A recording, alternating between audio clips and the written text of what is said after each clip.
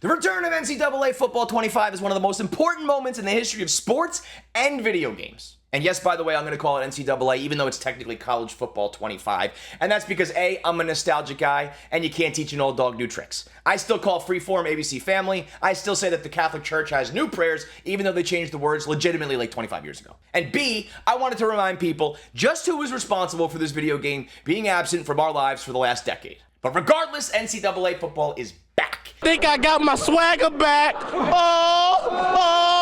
And upon release of the deluxe edition, there was over 700,000 people playing this game. Think about it.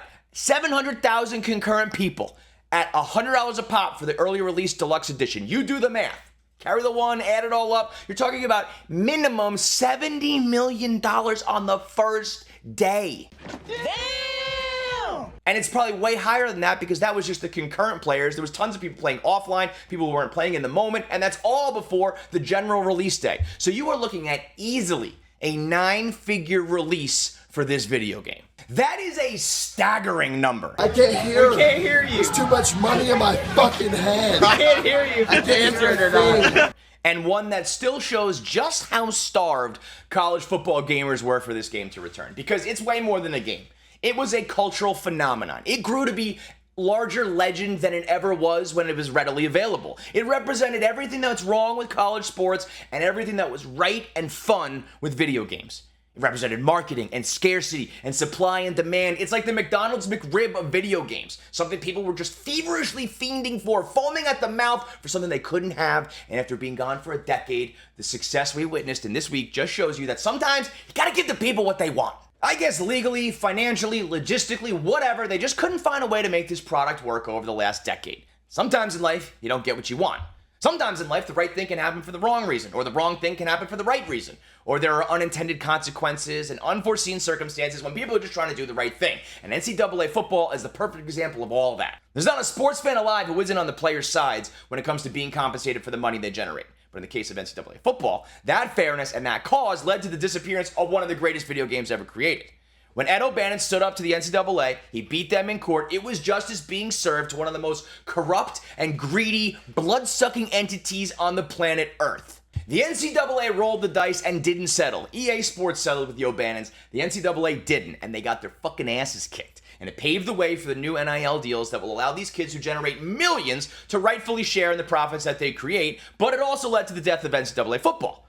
So while it was a win for athletes in America and capitalism and antitrust laws, it was a huge blow to gamers. It was crushing news that seemingly came out of nowhere for the dudes who played NCAA for almost 2 decades, starting in 1993 on Sega Genesis all the way through 2014 on PlayStation. Guys would lock themselves in a basement and run a football program for decades. Create a 30-year dynasty at the University of Hawaii, spending an obscene amount of time paying attention to painstaking details, interior linemen, and recruiting new fullbacks, all while making the Rainbow Warriors into national championships.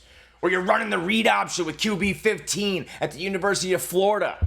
Or you got RB number 5, Reggie Bush, house calls left and right. Or the guys who created their own Heisman contender on the road to glory. I will never forget Carter McClintock, a.k.a. C-Mac. He was the greatest athlete who ever lived. He was everything I ever wanted to be. He was my best friend. And I got to play out his life every time I picked up them sticks. And now it's back. Back for the 40-year-olds who remember playing with Vince Young and Reggie Bush and Percy Harvin, who spent hours and days and weeks and years trying to be a real-life fake Nick Saban. It's for the new kids who only heard legend of this, who only heard tale of every frat guy house and every basement and every bet and every time hanging with the fellas that circulated around this game. Now they can finally see it for themselves. Ordinarily, I would say anything with this much hype and anticipation, it's impossible to deliver. That the euphoria you get from the nostalgia you feel playing in 2014 will never match this new and improved version in 2025.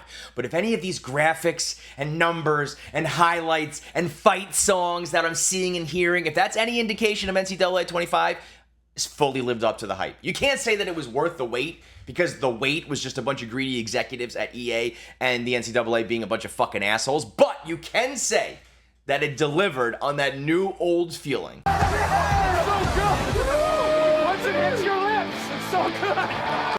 That old people and young people and real people and fake people, the Carter McClintocks of the world and the people like me have been waiting for.